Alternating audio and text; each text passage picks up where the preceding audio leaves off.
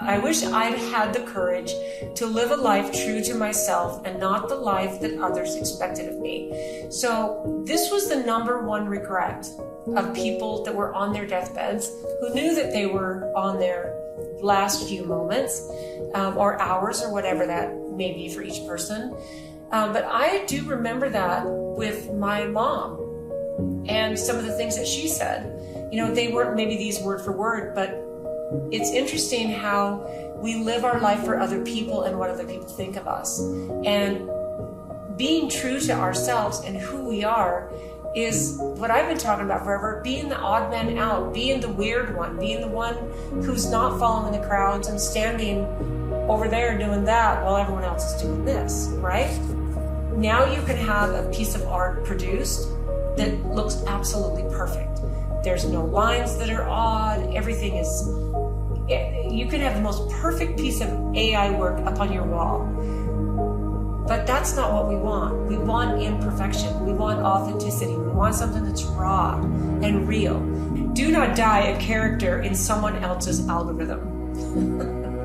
That is so good, right? Now the second regret is this one. I always say first when I'm just talking to someone about it. I said, oh, have you heard of the 5 regrets of dying people?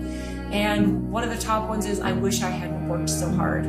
So who benefits when you overwork? And what are you giving up in return? Simply this statement: stop working so hard that you miss your life. Is, I wish I'd had the courage to express my feelings. I think holding all these things in causes so many problems. So let's look at this as, let's change our mindset on this and look at this in an expansive kind of a way. Feel it, speak it, don't die with it inside of you. Feel those things. Have a conversation, speak it.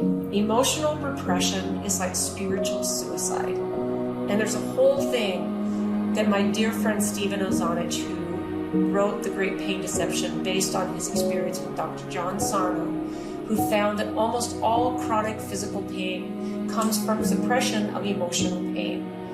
Because we're suppressing it. We're not expressing it, getting it out, addressing it, healing it, all of those things. Is, I wish I had stayed in touch with my friends.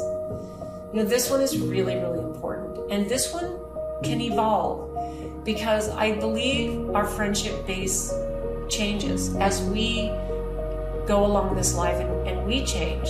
And I believe that we become like the people we spend the most time with. So the people that you love, the people that you are deeply connected to, you stay in touch. I wish I had stayed in touch with my friends. Okay, so who have I intentionally drifted from and why?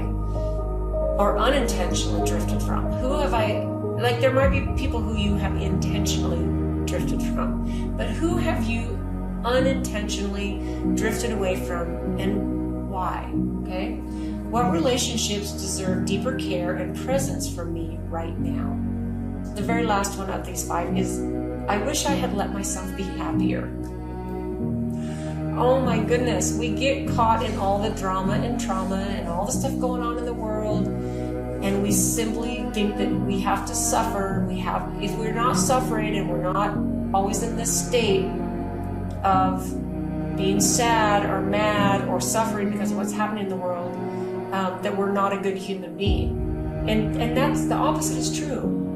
You can still send love and still acknowledge what's happening in the world when it's horrific things happening. But why don't you let yourself be happier? So here's what I wrote about this. You need to choose joy like it's a rebellion, because it is. Okay? Happiness isn't a reward for suffering enough. It's a birthright. But you have to claim it. Okay? In 2025, it feels like it's revolutionary to prioritize joy, play, awe, and essential pleasure in a world built to distract, stress, and numb us out.